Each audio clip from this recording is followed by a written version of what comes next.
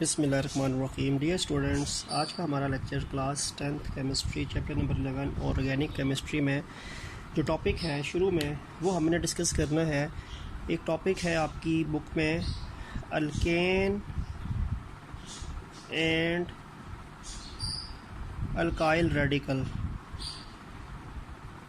एक तो ये टॉपिक है अल्केन एंड अल्काइल रेडिकल्स। ठीक है, अल्केन देखिए हमने उस दिन भी डिस्कस किया था पहले भी कि ये CnH2n+2 ये हाइड्रोकार्बन का ग्रुप है जो सैचुरेटेड हाइड्रोकार्बन्स में आता है, जिसका ये जनरल फार्मूला होता है। और अल्काइल रेडिकल जो होते हैं ये होता है CnH2n+1।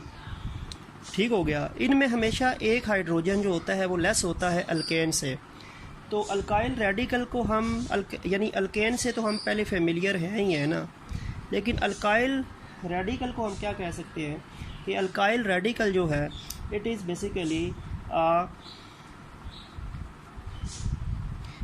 Group of atoms obtained by removing one hydrogen from an alkane। ये ऐसे ग्रुप ऑफ एटम्स पे मुश्तमिल एक सब्सटेंसेस होते हैं जिनमें जो बनते हैं तब जब अल्केन में से एक हाइड्रोजन रिमूव कर दिया जाए। अल्केन का एक हाइड्रोजन रिमूव करने से जो ग्रुप ऑफ एटम्स आपके पास बचेंगे they are basically alkyl radicals. इसीलिए इनको मैंने CnH2n+1 लिखा हुआ है, CnH2n+2 नहीं लिखा हुआ, क्योंकि CnH2n+2 तो अल्केन है लेकिन ये +1 है। इनमें हाइड्रोजन का नंबर हमेशा अल्केन के एक हाइड्रोजन के नंबर से लेस होता है। और इसमें जैसे मैं आपको बता देता हूँ कि जो अल्काइल रेडिकल्स होते हैं ना, अल्काइल रेडिकल का ये तो मैंने जनरल फार्मूला लिख दिया CnH2n+1। और अल्काइल रेडिकल को जनरली हम रिप्रेजेंट करते हैं कैपिटल R से। They are generally represented by the capital R। इनको कैपिटल R से रिप्रेजेंट किया जाता है और इनका जनरल फार्मूला जो है वो CnH2n+1 है। और अब मैं कुछ एग्जांपल दे देता हूँ किसी भी अल्केन को अल्काइल रेडिकल में कन्वर्ट करने का, कि जैसे कि आपके पास एक अल्केन मीथेन है, तो मीथेन CH4 है, मीथेन से एक हाइड्रोजन निकालें तो CH3 बचेगा। CH3 एक हाइड्रोजन कम है तो इसका मतलब है कि कार्बन एक नया बॉन्ड बना सकता है, तो इसका नाम हो जाएगा मीथाइल। मीथाइल इसका जो आखिरी आप कह सकते हैं आखिरी जो एंडिंग दो अल्फ़ाबेट्स होंगे वो YL होंगे। जैसे ये मीथेन था ना, अल्केन था, तो ये अल्काइल है, तो अल्काइल से मीथाइल, CH3 सिंगल बॉन्ड। ठीक है, सिंगल बॉन्ड इसलिए क्योंकि देखें कार्बन के तो 4 बॉन्ड पूरे थे ना, 4 H लगे हुए थे, कार्बन के तो 4 H लगे हुए थे। लेकिन अब क्या है, जब ये मीथेन है लेकिन जब ये मिथाइल बनता है ना तो मिथाइल में देखिए 3 H तो हैं, ये चौथा बॉन्ड खाली हो गया ना। यहाँ पे कोई नया एटम या ग्रुप ऑफ एटम आके ऐड हो सकता है, तो इसीलिए ये जो मिथाइल होता है ना, मीथेन से जब मिथाइल बनता है तो इसमें एडिशन किसी भी कंपाउंड या ग्रुप ऑफ कंपाउंड की पॉसिबल होती है। ये खाली जो बॉन्ड बच गया है, एक जो बॉन्ड वेकेंट बॉन्ड है, मीथेन तो अल्केन था तो उसमें तो वो सैचुरेटेड था, उसमें तो सारे के सारे बॉन्ड जो थे वो कंप्लीट थे। इसी तरह एक एग्जांपल मैं देता हूँ आपको इथेन की। इथेन आपको पता है होता है कंडेंस में लिखूँ तो इसको कहते हैं जी, इसको वैसे हम कहते हैं C2H6। ठीक हो गया। और ये वैसे होता ये है CH3 सिंगल बॉन्ड CH3 होता है। इसका एक हाइड्रोजन निकालें तो बनेगा C2H5। C2H5 बन जाएगा। हाइड्रोजन निकाल दिया ना, अल्केन से हाइड्रोजन निकाला तो ये अल्काइल रेडिकल बन गया। इथेन से बन जाएगा इथाइल, इथाइल C2H5। और ये इसको ऐसे लिखेंगे CH3 तो इथेन था, तो ये CH3 होगा, CH2 होगा और एक बॉन्ड अभी खाली है क्योंकि इसका एक हाइड्रोजन निकल गया, तो उस हाइड्रोजन का वो बॉन्ड जो है वो वेकेंट हो गया, तो वहाँ पे कोई भी चीज़ आके ऐड हो सकती है। ठीक है, तो इथेन से इथाइल, मीथेन से मिथाइल, और they must have one hydrogen less than their original parental alkane member. ठीक है, तो ये आपके पास अल्केन और अल्काइल रेडिकल का इंट्रोडक्शन हो गया। और फिर एक और चीज़ आपकी बुक में मेंशन है कि अब हाइड्रोजन तो हमने रिमूव करना है अल्केन से, उसको अल्काइल रेडिकल में कन्वर्ट करने के लिए, लेकिन हम कौन सा हाइड्रोजन रिमूव करें? वैसे तो अक्सर आखिरी जो टर्मिनल हाइड्रोजन होता है वो रिमूव होता है, लेकिन कभी कभार सेंट्रल हाइड्रोजन एटम भी रिमूव होता है। इसमें एग्जांपल आपको मैं देता हूँ प्रोपेन की। प्रोपेन से क्या बनेगा? प्रोपाइल बनेगा। प्रोपेन से प्रोपाइल बनता है, ठीक है। प्रोपेन होता है C3H8, तो प्रोपाइल होगा C3H7, एक हाइड्रोजन कम है ना। अब ये जो प्रोपाइल है ना, ये आपके पास दो तरह का बन सकता है कि मैं हाइड्रोजन कौन सी रिमूव करूं। पहले मैं प्रोपेन लिखता हूं। ये जो प्रोपेन है ना, प्रोपेन को देखो मैं कंडेंस करूं तो इसको बनता है CH3 CH2 CH3, ये प्रोपेन है, दिस इज प्रोपेन। अब मैं इसे प्रोपाइल बनाऊँ। अब इसे दो तरह के प्रोपाइल बन सकते हैं, C3H7 ही होंगे, लेकिन हाइड्रोजन कौन सा रिमूव होगा उसकी बात होगी। इसमें एक चीज़ तो ये हो सकती है कि CH3 CH2 CH2, मैंने ये आखिरी वाले CH3 में से एक हाइड्रोजन निकाल दिया, यानी मैंने टर्मिनल हाइड्रोजन रिमूव कर दिया। आखिरी जो हाइड्रोजन था यहाँ पे मैंने टर्मिनल हाइड्रोजन को रिमूव कर दिया, निकाल दिया। काटने का मतलब है निकाल दिया। इसका नाम होगा N प्रोपाइल। प्रोपाइल ही है C3H7, लेकिन N प्रोपाइल है, ठीक है। और एक बॉन्ड ज़री बात है खाली हो गया तो मैंने सिंगल बॉन्ड शो कर दिया। कभी कभार ऐसा होता है कि मैं इसका सेंट्रल हाइड्रोजन निकाल दूं, दरमियान से हाइड्रोजन निकाल दूं सेंट्रल एटम का। देखो आप, जैसे ये सेंट्रल एटम तो ये CH2 वाला है ना, तो ये भी तो हो सकता है CH3 वैसे ही हो, यहाँ से एक हाइड्रोजन निकाल दूं तो एक बॉन्ड अकेला रह जाएगा और वो CH3 ही रहेगा। अब इसका नाम होगा आइसोप्रोपाइल। तो N प्रोपाइल वो अल्काइल रेडिकल्स होते हैं जिनका आखिरी हाइड्रोजन निकलता है। जैसे ये CH3 CH2 CH3 था, मैंने आखिरी CH3 वाले का हाइड्रोजन निकाल के CH2 कर दिया, तो वो N प्रोपाइल है, टर्मिनल हाइड्रोजन रिमूव किया। और मैं सेंट्रल का भी कर सकता था। यहाँ पे अब जब मैं सेंटर वाले हाइड्रोजन को रिमूव करूँगा तो CH बचेगा, एक बॉन्ड कार्बन का फिर भी फ्री रह जाएगा आखिर, और पहला CH3 है, दरमियान में CH रह गया। ये भी C3H7 अल्काइल रेडिकल प्रोपाइल है, ये भी C3H7 अल्काइल रेडिकल प्रोपाइल है, पर ये N प्रोपाइल हो गया और वो आइसो प्रोपाइल है। तो ये भी होता है कि आपने कौन सा हाइड्रोजन निकालना है, आपने टर्मिनल निकालना है तो ये सिचुएशन है, अगर आपने सेंट्रल निकालना है तो ये सिचुएशन है। सेंट्रल में आपके पास ये बनेगा, टर्मिनल में आपके पास ये कॉन्सेप्ट जो है वो बनेगा, ठीक है। तो आइसो टर्मिनल के लिए और आइसो जो है वो सेंट्रल के लिए, और N जो है वो टर्मिनल हाइड्रोजन के लिए आप कह सकते हैं, ठीक है। तो ये आपका अल्काइल रेडिकल, और अल्केन से क्योंकि बनते हैं तो अल्केन एंड अल्काइल रेडिकल का कॉन्सेप्ट था। इसके बाद जो हमारा एक और टॉपिक है आज के लेक्चर में जो हमने डिस्कस करना है, that is also an important topic, and that topic is about classification of organic compounds. Organic compounds की क्लासिफिकेशन। ऑर्गेनिक कंपाउंड को हम शुरू में दो ग्रुप में डिवाइड करते हैं,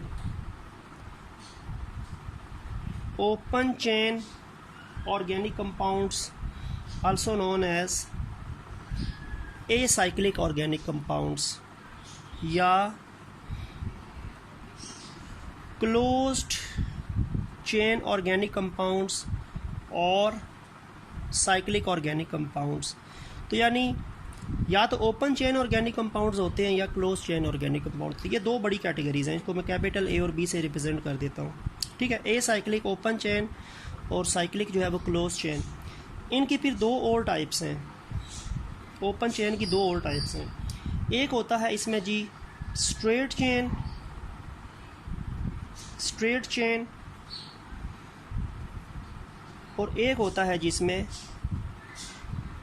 ब्रांच्ड चेन। स्ट्रेट चेन और ब्रांच्ड चेन, ये फिर ओपन चेन की दो कैटेगरीज हैं। क्लोज चेन की भी फिर दो कैटेगरीज हैं। क्लोज चेन की एक कैटेगरी होती है आपके पास होमोसाइक्लिक, और एक होती है हेट्रोसाइक्लिक।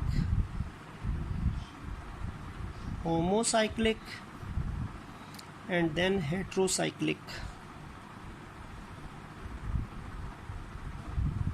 ठीक है, तो यानी ऑर्गेनिक कंपाउंड्स को क्लासीफाई दो बड़े ग्रुप्स में करते हैं, ओपन चेन एसाइक्लिक या close chain cyclic. Open chain में फिर स्ट्रेट चेन और ब्रांच चेन दो ग्रुप्स हैं, क्लोज चेन में फिर दो ग्रुप्स हैं, होमोसाइक्लिक या heterocyclic.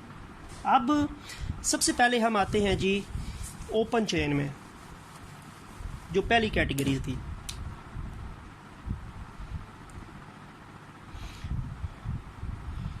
Open chain organic compounds also known as acyclic organic compounds. Open chain organic compounds ऐसे ऑर्गेनिक कंपाउंड्स होते हैं जिनमें फर्स्ट और लास्ट कार्बन आपस में अटैच नहीं होते।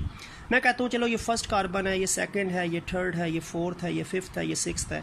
ये फर्स्ट कार्बन हो गया, ये लास्ट कार्बन हो गया। फर्स्ट और लास्ट कार्बन आपस में अटैच नहीं है। जब आपके पास किसी भी ऑर्गेनिक कंपाउंड जो कि ओपन चेन है, उसका फर्स्ट कार्बन और लास्ट कार्बन जब आपस में अटैच नहीं होते, तो ऐसे ऑर्गेनिक कंपाउंड्स को हम ओपन चेन ऑर्गेनिक कंपाउंड्स कहते हैं। They are known as open chain organic compounds. जैसा कि ये मैंने तकरीबन 6 बना दिए ना, ये से 1 2 3 4 5 6, इसी को कर लेता हूँ। इसके पास 3 बॉन्ड हैं हाइड्रोजन के, इसके पास 2 होंगे क्योंकि 4 बॉन्ड कार्बन बनाता है। ये सारे एच हो जाएंगे। ये ओपन चेन है। This is an open chain organic compound. ठीक हो गया। CH3 CH2 CH2 CH2 CH2 CH3 hexane, ये ओपन चेन ऑर्गेनिक कंपाउंड है। क्योंकि इसमें फर्स्ट और लास्ट कार्बन आपस में डायरेक्टली अटैच नहीं है, तो इसको हम ओपन चेन ऑर्गेनिक कंपाउंड्स कहेंगे। ठीक है, अच्छा, और ये ओपन चेन ऑर्गेनिक कंपाउंड के अंदर भी ये कैटेगरी आ सकती है। और ओपन चेन ऑर्गेनिक कंपाउंड के अंदर जो पहला पार्ट था ना, जिसको हम क्या कहते हैं, स्ट्रेट चेन, तो स्ट्रेट चेन में भी यही एग्जांपल आ जाएंगी। स्ट्रेट, सारे के सारे कार्बन जो है वो स्ट्रेटली जुड़े हुए हैं, वन आफ्टर अनदर। ठीक है, सारे के सारे कार्बन आइटम जो है वो एक के बाद दूसरा, दूसरे के बाद तीसरा। कार्बन की कोई ब्रांच नहीं है। हाइड्रोजन मौजूद है ब्रांचेस की फॉर्म में, लेकिन कार्बन की ब्रांचेस मौजूद नहीं है। तो ओपन चेन ऑर्गेनिक कंपाउंड तो वो हैं कि जिसमें फर्स्ट और लास्ट कार्बन आपस में डायरेक्टली अटैच नहीं है। ठीक है जी, और ओपन चेन ऑर्गेनिक कंपाउंड्स हैं। लेकिन इसमें जो स्ट्रेट चेन्स होती हैं, उसमें क्या होता है, स्ट्रेट चेन ऑर्गेनिक कंपाउंड्स में वो ऑर्गेनिक कंपाउंड्स होते हैं जिनमें carbon one after an another arrange होते हैं, कार्बन की कोई ब्रांच नहीं होती। तो ये एग्जांपल्स आपके पास ओपन चेन में भी आ सकती है, स्ट्रेट चेन में भी आ सकती है। ठीक हो गया। इसमें जो दूसरा टाइप थी ब्रांच्ड चेन। ब्रांच चेन में क्या होता है, कार्बन की एक आध ब्रांच आ जाएगी। जैसे मैं लेट्स सपोज 4 कार्बन बना दी, एक ब्रांच बना दी। अब ये कार्बन की ब्रांच बन गई ना, तो कार्बन की जब ब्रांच बनती है तो वो फिर स्ट्रेट चेन नहीं कहलाता। जैसे आप देखें आपके पास ये तो स्ट्रेट थे, लेकिन ये एक ब्रांच शाख भी बन गई है, तो ये ब्रांच चेन ऑर्गेनिक कंपाउंड है। होंगे ये भी वैसे ही, ये फर्स्ट कार्बन था, ये सेकंड था, ये थर्ड हो जाएगा, ये फोर्थ हो जाएगा, ये फिफ्थ हो जाएगा। पहला और आखिरी कार्बन आपस में अटैच नहीं है, ओपन चेन की कैटेगरी में ही आता है। लेकिन इसमें कार्बन की एक ब्रांच है। अगर ये सीधे होते तो ये ओपन चेन में स्ट्रेट चेन होते, लेकिन ये ओपन चेन तो हैं क्योंकि फर्स्ट और लास्ट कार्बन आपस में डायरेक्टली अटैच नहीं है, पर इसमें कार्बन की एक शाख बन गई है, ब्रांच बन गई है, तो इसीलिए ये स्ट्रेट चेन नहीं होंगे, ये ब्रांच्ड चेन होंगे। They are branched chain. और अगर इसी को मैं बना दूँ, 1 2 3 4 बनाए, मैंने ये ब्रांच बना दी है ना, तो देखें इसके पास 3 हाइड्रोजन आ जाएंगे, इसके 3 बॉन्ड बने हैं, 1 बनेगा, इसका 1 बना है तो 3 बन जाएंगे, इसके 2 बने हैं तो 2, इसके पास 3 बन जाएंगे। ये सारे हाइड्रोजन्स हो जाएंगे, all of them are hydrogens. ये सारे हाइड्रोजन हो जाएंगे। ठीक है, ये आपके पास कार्बन की एक शाख बन गई थी। ये तकरीबन आपके पास 1 2 3 4 5 हो गए ना, तो ये आपके पास बेसिकली पेंटेन है, और इसको हम कहते हैं आइसोपेंटेन। आइसोपेंटेन ये हमने आइसोमरिज्म में भी डिस्कस किया था। ठीक है, है वो C5H12 भी है, लेकिन ये C5H12 स्ट्रेट नहीं है बल्कि C की एक ब्रांच बन गई है। तो जब आपके पास फर्स्ट और लास्ट कार्बन आइटम अटैच ना हो तो वो स्ट्रेट चेन है, और उसके अंदर लेकिन कार्बन वन आफ्टर अनदर मौजूद है तो वो स्ट्रेट चेन है। और अगर कार्बन की एक ब्रांच मौजूद है तो वो फिर ब्रांच चेन है ये दोनों ओपन चेन के अंदर ही आते हैं। ठीक है, तो ये आपके पास open chain acyclic organic compound की एग्जांपल थी। इसके बाद अगर मैं आता हूँ क्लोज चेन, जो दूसरी मेन कैटेगरी है।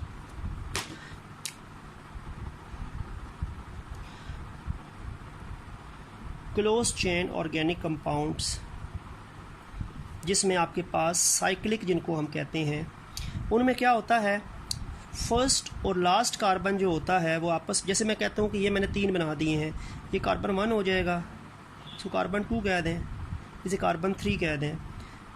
1 फर्स्ट वाला है, 3 लास्ट वाला, तो 1 और 3 भी आपस में अटैच है। इसी तरह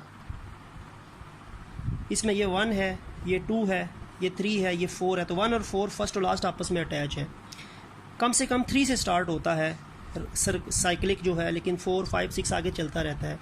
तो जब फर्स्ट कार्बन एटम और लास्ट कार्बन एटम आपस में अटैच हो जाएं, जैसे फर्स्ट और 4 यहाँ पे फर्स्ट और लास्ट में आते हैं, यहाँ पे फर्स्ट और 3 आपस में लास्ट में आते हैं। इसी तरह 5 कार्बन भी बन सकता है, 1, 2, 3, 4, 5। ये 1 है, ये 2 है, ये 3 है, ये 4 है, ये 5 है, और फर्स्ट कार्बन 1 है, 5 कार्बन लास्ट है, ये भी आपस में अटैच हो जाएं तो ये भी क्लोज चेन बनेगा, साइक्लिक बनेगा।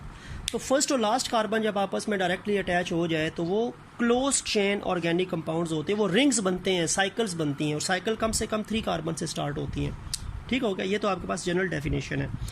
अब फिर इसमें 2 टाइप्स थी, होमो और हेट्रोसाइक्लिक। होमोसाइक्लिक ऐसे ऑर्गेनिक कंपाउंड है क्लोज चेन जिसमें जो रिंग्स हैं, रिंग्स में सिर्फ आपको कार्बन मिलेगी, सिर्फ कार्बन कार्बन के रिंग है। अब ये आपको रिंग्स देखें तो रिंग्स में सिर्फ कार्बन आपको नज़र आ रही हैं, इसमें भी कार्बन नज़र आ रही हैं, इसमें भी कार्बन नज़र आ रही हैं। जब रिंग्स के अंदर सिर्फ कार्बन एटम्स मौजूद हैं तो वो क्लोज चेन ऑर्गेनिक कंपाउंड्स जो हैं वो होमोसाइक्लिक कहलाएंगे। होमोसाइक्लिक या कार्बोसाइक्लिक भी कहते हैं। कार्बन से बने हुए एटम्स रिंग्स में मौजूद है ना, तो कार्बोसाइक्लिक या होमोसाइक्लिक। अब इसका नाम देखो, ये मैंने जैसे 4 कार्बन मैंने बना दिए थे ना इस वाले में। अब इस कार्बन के 2 बॉन्ड बने हैं तो 2 हाइड्रोजन इसके साथ आएंगे मज़ीद, इसके भी 2 बॉन्ड बने हैं तो 2 हाइड्रोजन, इसके भी 2 बॉन्ड बने हैं तो इसके पास 2 हाइड्रोजन होंगे, इसके भी 2 बॉन्ड बने हैं तो 2 हाइड्रोजन होंगे। इसका नाम होगा 4 है तो ब्यूटेन है, इसको साइक्लोब्यूटेन कहेंगे, साइक्लोब्यूटेन, साइक्लिक फॉर्म में है ना। इसका बना लेते हैं, ये कार्बन क्लोज चेन होमोसाइक्लिक है, इसका हर कार्बन के 2-2 बॉन्ड बने हैं तो उनके साथ 2-2 हाइड्रोजन ही आएंगे। ठीक है, इसका नाम है साइक्लोप्रोपेन। प्रोपेन तो है पर साइक्लोप्रोपेन है, ये वो वाला प्रोपेन नहीं है, ओरिजिनल प्रोपेन नहीं है, क्योंकि ये साइक्लिक फॉर्म में हेट्रोसाइक्लिक क्लोज चेन में आते हैं। तो अगर रिंग्स के अंदर सिर्फ कार्बन के एटम्स मौजूद हैं तो वो होमोसाइक्लिक हैं, और उसमें फिर एग्जांपल्स हैं साइक्लोब्यूटेन, साइक्लोप्रोपेन, साइक्लोहेक्सेन, इसी तरह। और एक और एग्जांपल इसमें मौजूद है जी, बेंजीन। बेंजीन भी एक कंपाउंड है, होमोसाइक्लिक ही है, उसको हम अक्सर ऐसे लिखते हैं, इसका नाम बेंजीन है, C6H6, ये भी होमोसाइक्लिक है। अच्छा, होमोसाइक्लिक क्यों है? क्योंकि C6H6 है। अब ये बेंजीन इन डबल बॉन्ड है, डबल बॉन्ड में ये है कि आपके पास ये इसमें 6 कार्बन और 6 हाइड्रोजन होते हैं, हर कार्बन के पास 1-1 हाइड्रोजन है, और इसमें 3 बॉन्ड डबल हैं, डबल फिर सिंगल, फिर डबल फिर सिंगल फिर डबल, तो मल्टीपल बॉन्ड है, मल्टीपल और सिंगल और डबल दोनों बॉन्ड मौजूद हैं। तो 3 double bond and 3 single bonds मौजूद है, तो ये C6H6 बनेगा और इसको बेंजीन कहते हैं। और ये डबल बॉन्ड की पोजीशन की वजह से, क्योंकि इसकी पोजीशन डीलोकलाइज्ड बॉन्डिंग होती है, तो इसकी पोजीशन जो होती है उस वजह से फिर हम इसको सर्कल डाल देते हैं।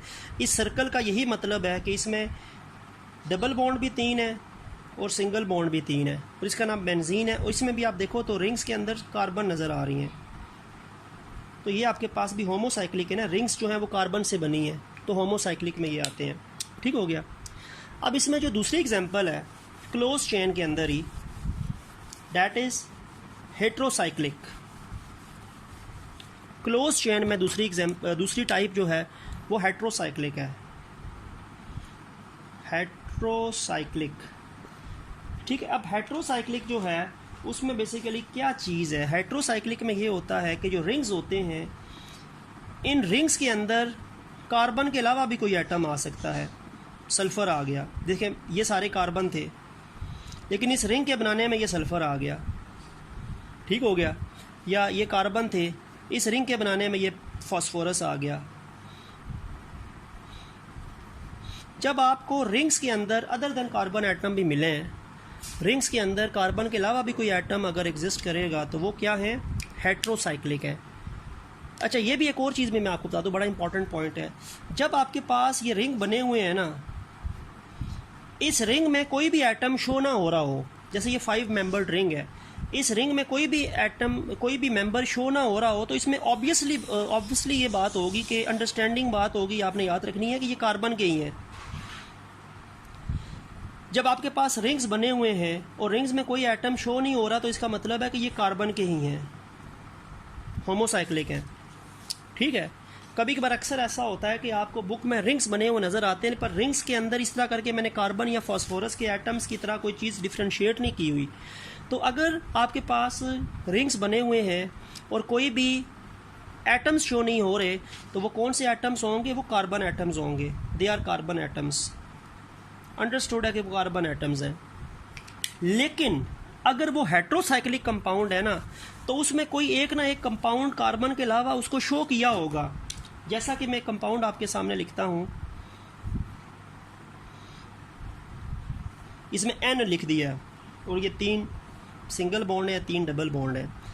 अब देखिए N लिख दिया, इसका मतलब है कि ये 6 मेंबर्ड रिंग है, तो 5 साइड्स पे कार्बन है, शो नहीं हुई तो इसका मतलब है कार्बन है, लेकिन एक साइड पे कार्बन नहीं है तो नाइट्रोजन शो होगी, और इसका नाम होता है पायरिडीन।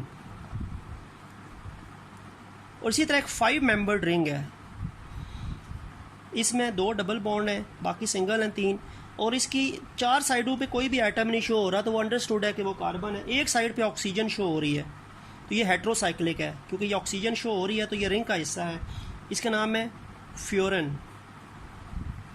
और एक और एग्जांपल है, इसी तरह 5 मेंबर्ड रिंग है, 2 डबल बॉन्ड है, 3 सिंगल बॉन्ड है, इसमें सल्फर है, इसका नाम है थायोफेन। तो ये तीनों एग्जांपल हेट्रोसाइक्लिक कंपाउंड की हैं, क्योंकि इनके अंदर जो रिंग्स बन रहे हैं, इन रिंग्स में अदर देन कार्बन एटम भी मौजूद है। देखो इसके अंदर रिंग में नाइट्रोजन मौजूद है, रिंग बनाने में ऑक्सीजन मौजूद है, रिंग बनाने में सल्फर मौजूद है। अगर रिंग बनाते हुए कार्बन के अलावा कोई एटम आपको मिलेगा तो वो हेट्रोसाइक्लिक है। ये 5 मेंबर्ड रिंग है, तो इसमें 4 साइड पे कार्बन ही होंगे, शो नहीं हो रहे तो वो कार्बन है, एक जो है वो सल्फर है। ये 6 मेंबर्ड रिंग है, तो 5 साइडों पे कोई एटम नहीं शो हो रहा, तो अंडरस्टूड है कि वो कार्बन है, लेकिन एक रिंग में नाइट्रोजन है। और इसमें भी 5 मेंबर्ड रिंग है, तो 4 रिंग्स के अंदर कोई भी एटम नहीं शो हो रहा, तो अंडरस्टूड है कि वो कार्बन है, लेकिन एक जो है वो ऑक्सीजन है। तो रिंग बनाने में अगर अदर देन कार्बन एटम भी कोई एटम रिंग बनाने में हिस्सा ले रहा है, तो वो फिर कार्बोसाइक्लिक या होमोसाइक्लिक नहीं होंगे, वो हेट्रोसाइक्लिक होंगे। उसमें एग्जांपल पायरिडीन, थायोफेन एंड फ्यूरन की है। फ्यूरन में ये एक ऑक्सीजन आ गया कार्बन के अलावा रिंग बनाने में, पायरिडीन में नाइट्रोजन आ गया कार्बन के अलावा रिंग बनाने में, थायोफेन में सल्फर आ गया एक्सेप्ट कार्बन रिंग बनाने में। तो इस तरह करके आपके पास ये हेट्रोसाइक्लिक कंपाउंड्स आपके पास होते हैं। तो हेट्रोसाइक्लिक और homocyclic close chain organic compounds में आते हैं, जिनको साइक्लिक कहते हैं, और स्ट्रेट चेन और ब्रांच चेन जो हैं ये आपके पास आते हैं ओपन चेन ऑर्गेनिक कंपाउंड में, जिनको हम एसाइक्लिक कहते हैं। ठीक है, तो ये टाइप्स हैं ऑर्गेनिक कंपाउंड्स की। तो उम्मीद है कि आपको इसमें अंडरस्टैंडिंग होगी। तो नेक्स्ट लेक्चर तक के लिए अल्लाह हाफिज़।